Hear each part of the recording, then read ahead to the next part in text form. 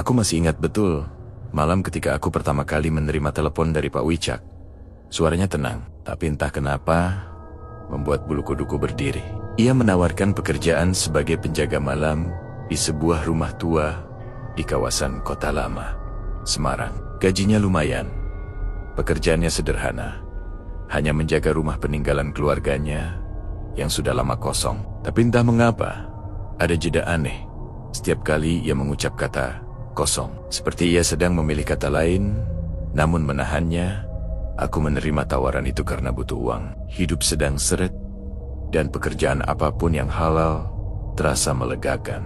Tapi begitu langkahku memasuki kawasan Kota Lama untuk pertama kalinya, aku sadar ada sesuatu yang berbeda dari pekerjaan ini. Udara malam di sana terlalu dingin untuk ukuran Semarang. Bukan dingin angin laut. Ini dingin yang seolah keluar dari dalam bangunan-bangunan tua yang berdiri diam mengawasi. Ketika aku sampai di depan rumah yang dimaksud, aku langsung tertegun. Rumah itu besar, berarsitektur campuran Jawa dan Belanda, dengan jendela tinggi dan pintu utama yang warnanya sudah memudar. Namun, ada sesuatu pada rumah itu yang membuatku merasa sedang diperhatikan. Entah dari jendela, entah dari celah atap, atau mungkin dari tempat yang tidak terlihat oleh mata biasa. Pak Wicak muncul dari balik pintu sambil tersenyum kecil. Mas Rahman, ya, mari masuk. Saya tunjukkan ruang yang perlu dijaga. Aku mengangguk, meski tenggorokanku tiba-tiba terasa kering. Begitu masuk, aroma kayu tua langsung menyergap. Rumah itu bukan sekadar tua, tapi seperti menyimpan banyak cerita yang menolak mati. Dindingnya dipenuhi foto hitam putih, orang-orang berbusana tradisional. Sebagian wajahnya mulai memudar, seolah mereka ingin menghilang. Tapi belum diizinkan.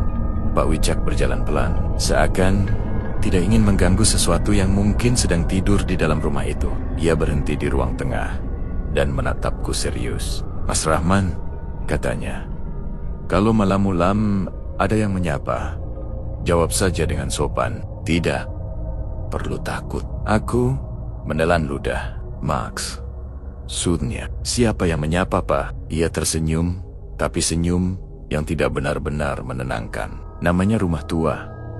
Mas, kadang ada yang lewat. Mereka tidak jahat selama kita tidak berbuat yang aneh-aneh. Aku hanya bisa mengangguk, meski dalam hati muncul ratusan tanda tanya. Namun tatapan Pak Wicak membuatku sadar ia tidak sedang bercanda.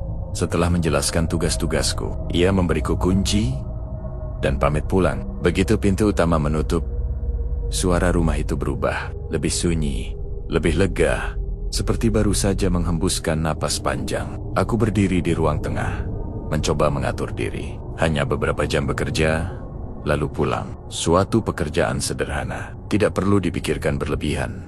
Tapi ketika aku menatap ke arah tangga menuju lantai 2, aku merasa jantungku berhenti sejenak. Di sana, di ujung tangga yang remang, aku melihat sesuatu bergerak pelan. Bukan wujud jelas, hanya bayangan samar, seperti seseorang berdiri menontonku. Aku berkedip, dan bayangan itu lenyap begitu saja.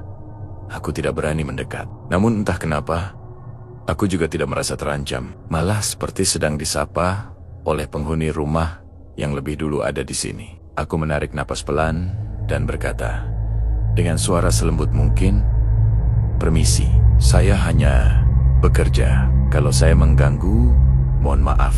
Udara di sekelilingku terasa berubah, tidak semakin dingin, justru sedikit lebih hangat, seolah rumah itu mendengar dan memberi tanggapan.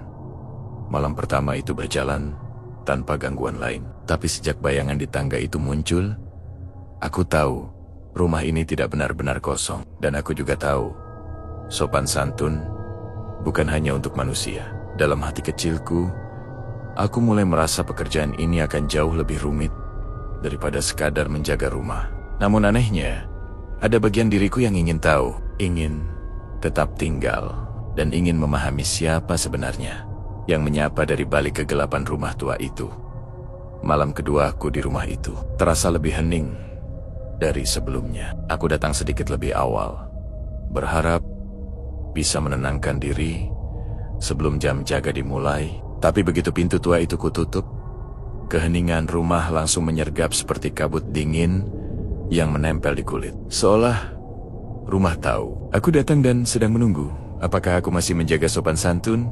Seperti malam pertama, aku menyalakan lampu ruang tengah, lalu duduk di kursi kayu dekat meja bulat. Rumah itu sebenarnya tertata rapi, namun setiap sudutnya membuatku merasa diawasi. Seakan ada lebih dari satu pasang mata tak terlihat yang memperhatikan setiap gerak-gerikku. Aku mencoba menyibukkan diri dengan membaca buku jurnal yang kubawa, tapi konsentrasiku tak bertahan lama. Langkah-langkah kecil terdengar dari lorong samping, bukan seperti suara orang dewasa, lebih ringan, seperti anak kecil berlari pelan. Aku menegakkan tubuh, memandang ke arah lorong, tapi tidak ada apa-apa, hanya dinding panjang dengan beberapa foto lama dan lampu kuning yang sedikit berkelip. Aku akhirnya berdiri dan berkata lirih, kalau memang ada yang lewat, saya tidak mengganggu, silakan saja. Suara langkah itu berhenti, lalu keheningan kembali menguasai rumah. Aku tidak tahu apakah sebaiknya aku merasa lega atau justru takut. Jang, helas. Aku merasa jawaban sopanku tadi membuat sesuatu di dalam rumah menjadi tenang. Ketika aku berjalan kembali ke ruang tengah, aku melihat kursi goyang di pojok ruangan bergerak perlahan. Bukan gerakan kencang, hanya goyangan halus, seperti seseorang baru saja bangkit dari duduknya. Aku menatap kursi itu cukup lama, dan entah keberanian dari mana, aku berkata pelan, kalau mau duduk lagi, silakan. Saya hanya bertugas menjaga. Angin lembut melintas di belakangku, membuat rambut di tengkukku berdiri. Rasanya seperti seseorang berjalan melewatiku, tapi tanpa suara dan tanpa wujud. Rumah itu kembali terasa lebih hangat, seperti menyetujui caraku berkomunikasi. Setelah beberapa jam berlalu, aku mulai terbiasa dengan kinihan-kinihan kecil itu. Sampai akhirnya, aku mendengar suara yang berbeda. Bukan langkah, bukan suara kayu, tapi bisikan halus. Dari arah tangga, bisikan yang sangat pelan, namun jelas, memanggil namaku. Mas Rahman. Aku mematung. Tubuhku terasa berat. Namun, bukan karena takut. Aku merasa seperti dipanggil, bukan untuk ditakuti, melainkan untuk dikenali. Aku mendekati tangga perlahan. Di ujung tangga, sangat samar kulihat kain kebaya berwarna pucat berkibar pelan. Seolah ada seseorang berdiri di sana sambil menunggu. Aku tidak melihat wajahnya, hanya siluet, tapi cukup membuat jantungku berdetak lebih cepat. Aku memberanikan diri bertanya, Ibu, kalau memang ingin menyampaikan sesuatu, saya mendengar. Tapi, mohon maaf, kalau saya tidak bisa naik tanpa izin. Siluet itu tidak bergerak. Namun sesuatu berubah di udara, seperti persetujuan yang tak diucapkan. Aku menunduk sopan dan kembali ke ruang tengah. Satu hal yang kualami malam itu cukup jelas bagiku. Penghuni rumah ini sedang mulai menyapaku satu persatu. Dan entah kenapa, mereka seperti sedang menilai apakah aku layak atau tidak untuk mereka biarkan masuk lebih jauh. Ketika jam jaga selesai, aku keluar dari rumah dengan langkah hati-hati. Saat ku kunci pintu, aku merasa seperti ada beberapa tatapan mengikutiku dari balik jendela lantai 2. Bukan tatapan mengancam, tetapi lebih seperti memerhatikan dan menunggu.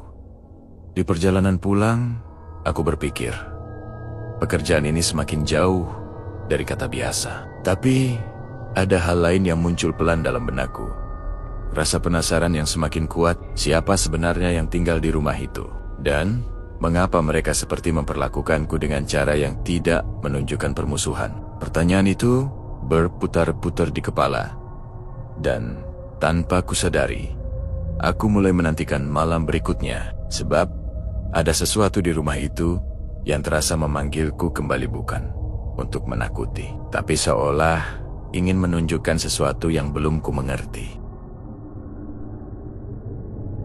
Malam ketiga datang dengan perasaan yang berbeda. Entah kenapa, Alih-alih takut, aku justru merasa seakan rumah itu sedang menunggu kedatanganku. Begitu aku membuka pintu, hawa dingin menyergap, tapi bukan dingin yang menusuk lebih. Seperti sambutan halus dari tempat yang ingin memberi tanda bahwa aku sudah dianggap bagian dari rutinitasnya. Aku menyalakan lampu ruang tengah seperti biasa. Namun malam itu, ada sesuatu yang langsung terasa ganjil. Tangga menuju lantai 2 tampak lebih terang dari sebelumnya. Lampu kecil di dinding yang biasanya hampir mati, malam itu menyala, lebih stabil. Seolah ada tangan tak terlihat yang sengaja menyiapkannya agar aku melihat sesuatu. Aku duduk sebentar, mencoba menenangkan diri. Tapi dari lantai 2 terdengar suara pelan, seperti pintu yang terbuka perlahan. Aku menengadah. Dan memang, pintu yang sejak hari pertama aku ketahui selalu tertutup, pintu kamar di ujung koridor atas kini terbuka setengah. Tidak ada angin, tidak ada orang lain. Dan pintu itu bergerak stabil. Jauh dari kesan kebetulan, aku berdiri, jantungku berdebar halus. Ada dua kemungkinan. Aku mengabaikannya, atau aku merespons dengan cara yang dianggap pantas oleh rumah ini. Setelah 2 malam penuh sapaan halus dari penghuni tak terlihat, aku memutuskan untuk memilih yang kedua. Aku menatap ke arah tangga dan berkata pelan, kalau memang dipersilakan, saya naik. Tapi kalau tidak, pintunya bisa ditutup kembali. Tidak ada yang bergerak. Justru suasana terasa lebih tenang. Seakan jawaban itu sudah cukup sebagai tanda bahwa aku boleh melangkah. Perlahan aku menaiki tangga. Setiap anak tangga mengeluarkan bunyi kayu tua yang khas. Tapi anehnya, bunyinya tidak menggema seperti malam pertama. Seolah langkahku diselimuti atau ditahan agar tidak terlalu mengganggu penghuni di atas. Ketika mencapai lantai 2, aroma melati tiba-tiba muncul. Lembut, wangi, namun ada kesan tua pada harumnya. Seperti bunga yang disimpan terlalu lama dalam ruang sunyi. Aku mendekati pintu yang terbuka itu. Di dalamnya, tidak ada cahaya. Hanya kegelapan dan kain tirai tipis yang bergoyang pelan. Seakan dihembus angin yang tidak ada, aku berdiri di ambang pintu dan menunduk sedikit. Sebagai bentuk hormat, saya hanya melihat sebentar. Ucapku lirih saat mataku perlahan terbiasa dengan gelap. Aku melihat sebuah meja kecil dengan kain batik terhampar rapi di atasnya. Yang membuatku merinding bukan kainnya, tapi fakta bahwa sebelumnya meja itu tidak ada. Ketika aku melihat ruangan dari bawah, seolah ruangan ini menata dirinya khusus untukku. Di atas meja tampak sebuah sisir kayu tua dan cermin oval yang permukaannya agak buram. Ketika aku melangkah masuk, cermin itu bergeser sedikit, membuat pantulan samar muncul. Bukan pantulan utuh, lebih seperti bayangan perempuan berkebaya yang berdiri di belakangku. Aku berbalik, namun ruangan kosong. Hanya aroma melati yang semakin kuat. Jenengan butuh saya lihat sesuatu? Tanyaku pelan, hampir berbisik. Tirai di dekat jendela bergerak sekali, pelan, seperti anggukan. Aku menatap meja itu lagi, dan sisir kayu yang tadinya tergeletak kini berubah sedikit posisi. Itu bukan gerakan angin, itu lebih seperti seseorang meletakkannya dengan pelan agar tidak membuatku terkejut. Aku tidak berani menyentuh apapun, namun aku tahu ini adalah semacam undangan. Undangan dari penghuni rumah yang ingin aku memahami keberadaan mereka tanpa melanggar batas. Setelah beberapa menit, aku mundur perlahan dan menutup pintu itu kembali, meninggalkannya seperti semula. Saat turun, udara hangat memelukku, sangat berbeda dari dingin yang menyergap saat aku naik. Rumah itu seakan puas dengan sikapku. Malam itu aku pulang dengan pikiran mengawang. Rumah itu mulai membuka dirinya. Sedikit demi sedikit, ia menunjukkan bagian yang tidak semua orang bisa lihat. Dan yang lebih aneh lagi, aku tidak merasa ditakuti. Yang kurasakan justru seperti sedang diperkenalkan kepada sesuatu yang penting. Di tengah perjalanan pulang, aku baru sadar, bukan aku yang memilih untuk memahami rumah itu. Rumah itu yang memilihku untuk memahami mereka. Sejak malam, aku diajak naik ke lantai 2. Suasana rumah itu terasa berubah. Bukan berubah menjadi lebih menakutkan, justru sebaliknya. Seperti ada yang mengawasi dengan lebih lembut. seakan memastikan aku menjaga sikap seperti sebelumnya. Ada perasaan aneh, seolah aku bukan lagi penjaga malam biasa, melainkan tamu yang sedang diperkenalkan kepada penghuni rumah satu persatu. Malam keempat, aku datang dengan hati yang lebih tenang. Namun begitu aku masuk, aroma melati langsung menyergap. Jauh lebih jelas dari malam sebelumnya. Aromanya tidak menusuk, tapi punya beban emosional yang sulit kujelaskan. Seperti wangi seseorang yang punya cerita panjang dan belum selesai. Aku berdiri sebentar, mencoba membaca suasana. Di ruang tengah, lampu-lampu berkerlip halus dan berhenti tepat saat aku lewat. Aku tersenyum tipis, entah kepada siapa, lalu mengucapkan salam kecil. Permisi, saya mulai jaga malam lagi. Belum sempat aku duduk, langkah perlahan terdengar dari arah tangga. Bukan langkah manusia biasa. Suara itu terlalu ringan, seperti kaki yang mengenakan kain panjang. Aku menatap ke arah atas, dan saat itu aku melihatnya dengan jelas untuk pertama kalinya. Di puncak tangga, berdiri sosok perempuan, memakai kebaya hijau tua. Selendangnya menjuntai sampai ke lantai, dan rambutnya disanggul rapi seperti parempuan-parempuan Jawa zaman dulu. Wajahnya pucat, tapi bukan pucat menakutkan. Pucat seperti potret lama yang hidup kembali. Ia tidak menatapku secara langsung, namun menunduk sedikit, seakan sedang menimbang apakah aku layak untuk diajak bicara. Aku merasakan lututku sedikit gemetar, tapi entah mengapa tidak ada niat untuk lari. Justru rasa hormat yang muncul lebih dulu. Dengan suara selembut yang bisa aku keluarkan, aku berkata, "Ibu, kalau memang ingin menyampaikan sesuatu, saya di sini." Sosok itu mengangkat wajahnya perlahan, matanya tidak gelap, hanya kosong seperti seseorang yang menatap dari tempat jauh. Ia tidak bergerak, namun selendangnya bergeser sedikit, seakan ada angin halus melewatinya. Lalu, ia mengangkat tangan dan menunjuk ke arah sebuah lemari tua di lantai 2, dekat kamar tempat aku diundang malam sebelumnya. Gerakannya pelan, tidak terburu-buru, seolah ia yakin aku akan memahami maksudnya. Aku mengangguk perlahan. "Baik, Bu, kalau memang diizinkan."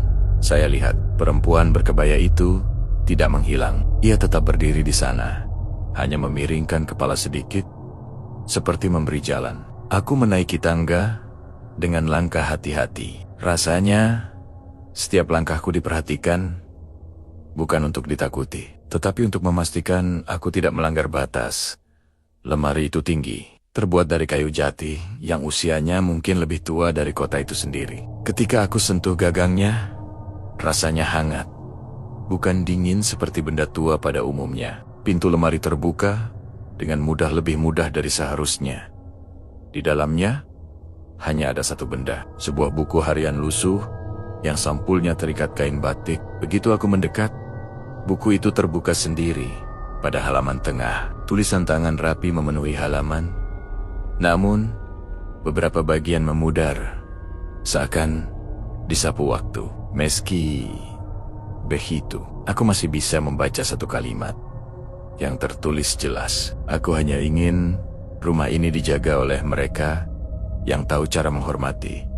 Aku terdiam lama, bukan karena takut, tapi karena merasakan sesuatu yang familiar. Kalimat itu terasa seperti pesan yang tidak pernah bisa ia sampaikan saat masih hidup. Aku menutup buku itu dengan hati-hati. "Terima kasih sudah mempercayai saya," bisikku pelan saat aku menoleh. Sosok perempuan itu sudah tidak ada di puncak tangga, tapi aroma melatinya masih tertinggal, seperti sentuhan halus yang mengantar keheningan. Aku turun kembali ke ruang tengah dengan perasaan berat tapi tenang. Malam itu aku sadar, perempuan berkebaya itu bukan sekadar penampakan. Ia adalah penghuni lama yang menjaga rumah ini, dan perlahan, sangat perlahan ia sedang membuka kisahnya agar aku mengerti. Dan lebih dari itu, aku mulai merasa bahwa kehadiranku di rumah ini bukan kebetulan. Ada sesuatu yang sedang ia percayakan kepadaku. Sesuatu yang belum sepenuhnya aku pahami, tapi sudah mulai menuntunku masuk lebih dalam ke rahasia yang disimpannya.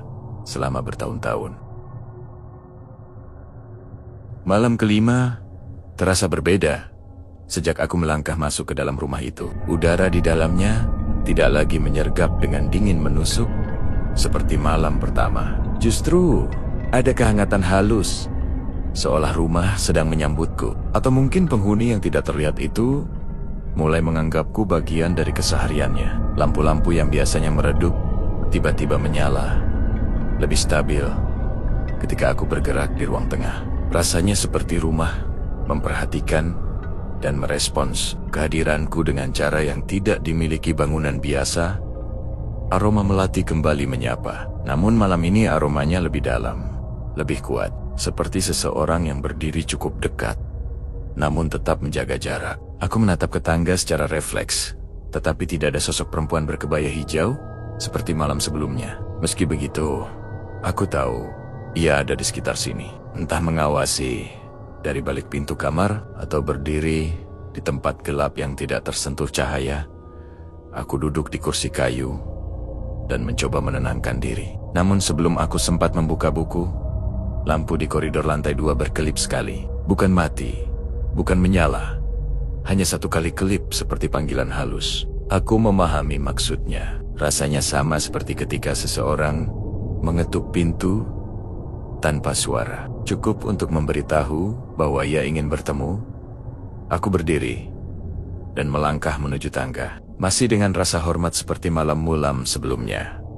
Ibu, kalau memang ingin memanggil, saya naik. Tidak ada suara yang menjawab, tapi udara di sekitar tangga menjadi hangat. Itu sudah cukup bagiku sebagai jawaban. Aku menaiki tangga perlahan, satu langkah demi satu langkah, hingga sampai di lantai 2 di ujung koridor, dekat meja kecil yang pernah kulihat sebelumnya. Sebuah benda kecil tampak diletakkan rapi di atas kain batik. Sebuah kunci kuno, ukurannya kecil, terbuat dari perunggu tua, dengan ukiran aksara Jawa yang halus, namun tidak sepenuhnya bisa kubaca. Kunci itu tampak baru saja diletakkan, karena kain batik di bawahnya sedikit kusut, seperti ditekan tangan seseorang. Aku mematung beberapa detik. Hadiah dari dunia yang tidak terlihat bukanlah sesuatu yang bisa dianggap main-main. Aku menunduk sedikit, mencoba menunjukkan rasa terima kasih, meski tidak tahu kepada siapa. Tepatnya aku membungkuk. Ibu, ini untuk saya? Tanyaku pelan. Aroma melati menguat. Tidak ada sosok muncul, tidak ada gerakan lain, tapi wangi itu terasa seperti anggukan halus. Seakan ia menjawab, iya, untukmu. Aku ragu menyentuhnya, namun kurasa menolak pemberian itu akan dianggap tidak sopan. Dengan hati-hati, aku mengambil kunci itu. Begitu kucengkeram, kunci itu terasa hangat. Bukan hangat benda logam yang terpapar suhu ruangan, tetapi hangat seperti baru saja dipegang seseorang ketika aku hendak menurunkan tanganku. Tirai di kamar yang gelap itu bergerak pelan. Aku menoleh, dan samar-samar sesaat aku melihat siluet perempuan berkebaya berdiri di belakang tirai. Tidak menakutkan, hanya berdiri dengan tubuh tegak dan wajah menghadapku. Setengah detik kemudian, sosok itu menghilang, namun aroma melati tertinggal lebih kuat dari sebelumnya. Aku menahan napas, bukan karena takut, tapi karena merasa sedang menerima sesuatu yang besar, sesuatu yang lebih dari sekadar benda. Dengan suara lirih, aku berkata, "Terima kasih.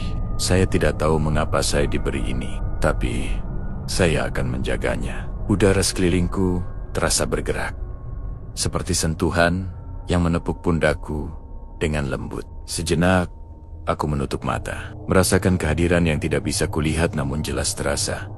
Saat malam semakin larut, aku kembali ke ruang tengah sambil menggenggam kunci itu. Dan sepanjang malam, rumah terasa lebih tenang. Lampu-lampu tidak lagi berkelip. Kursi goyang tidak bergerak sama sekali. Bahkan, langkah-langkah halus yang biasa terdengar tidak muncul malam itu. Seakan para penghuni rumah sedang memberiku ruang untuk memahami arti hadiah tersebut.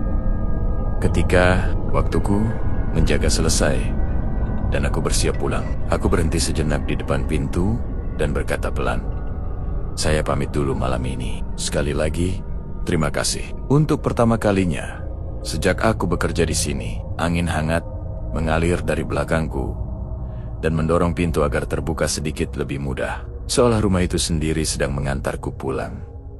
Malam itu, untuk pertama kalinya, aku pulang sambil membawa sesuatu yang bukan milikku. Bukan sekadar kunci, tapi pemberian dari mereka yang tidak terlihat. Dan di jalan, aku tidak bisa berhenti bertanya-tanya. Kunci ini sebenarnya membuka apa? Sejak malam aku menerima kunci itu, perasaanku berubah. Ada rasa penasaran yang semakin kuat, tapi juga kewaspadaan yang tumbuh perlahan. Aku tahu rumah itu tidak pernah memberi sesuatu tanpa alasan. Setiap kehadiran, setiap gerakan kecil, setiap wangi melati yang menyelinap, semuanya seperti disusun untuk membimbingku menuju sesuatu. Malam ke-6, begitu aku membuka pintu rumah, hawa hangat menyambutku lebih jelas. Lampu-lampu menyala lebih lembut dari biasanya. Seakan rumah tahu bahwa ini adalah malam terakhirku di sini. Entah mengapa aku merasa begitu. Aku menggenggam kunci kecil itu di saku. Rasanya lebih berat daripada ukuran aslinya. Bukan berat logam, tapi berat makna. Ketika aku melangkah ke ruang tengah, sebuah suara halus tapi bukan suara manusia yang biasa berdesir di ujung koridor. Suara itu tidak memanggil namaku, tidak juga berbicara, tapi memberi isyarat agar aku mengikuti. Lampu-lampu koridor menyala satu persatu, membentuk jalur menuju kamar di lantai 2. Aku menarik napas panjang dan berkata pelan, "Baik Bu, saya datang." Tangga berderit lembut di bawah kakiku. Tidak ada angin malam itu. Tidak ada langkah-langkah halus seperti sebelumnya. Justru keheningannya menyelimuti. Seperti mereka semua para penghuni yang tidak terlihat sedang menunggu hasil dari ujian terakhir. Ketika tiba di lantai 2, aku melihat sesuatu yang berbeda. Pintu lemari, tempat aku menemukan buku harian itu, terbuka sedikit. Kain batik yang biasanya rapi, kini bergeser. Seperti seseorang meminta aku melihatnya sekali lagi. Aku membuka pintu lemari sepenuhnya. Buku harian itu masih ada di sana. Namun halamannya terbuka pada bagian yang berbeda. Tulisan tangan halus memenuhi halaman. Dan meski beberapa huruf memudar, satu kalimat di bawahnya sangat jelas. Kunci itu adalah untuk mereka yang tahu batas dan menghargai penghuni rumah ini. Aku memegang buku itu dengan hati-hati. "Ibu, ini maksudnya apa?" Aroma melati tiba-tiba menguat. Bukan seperti biasanya malam ini, aromanya lebih hangat, lebih dekat. Seakan seseorang berdiri tepat di belakangku. Aku menoleh perlahan. Di depan pintu kamar yang gelap itu, berdiri perempuan berkebaya hijau. Sosoknya lebih jelas dari sebelumnya. Rambutnya tersanggul rapi, dan wajahnya yang pucat tampak tenang, bukan menyeramkan. Matanya menatapku lembut, seperti seseorang yang akhirnya menemukan orang yang tepat untuk amanahnya. Ia mengangkat tangannya, menunjuk ke arah lantai dekat lemari.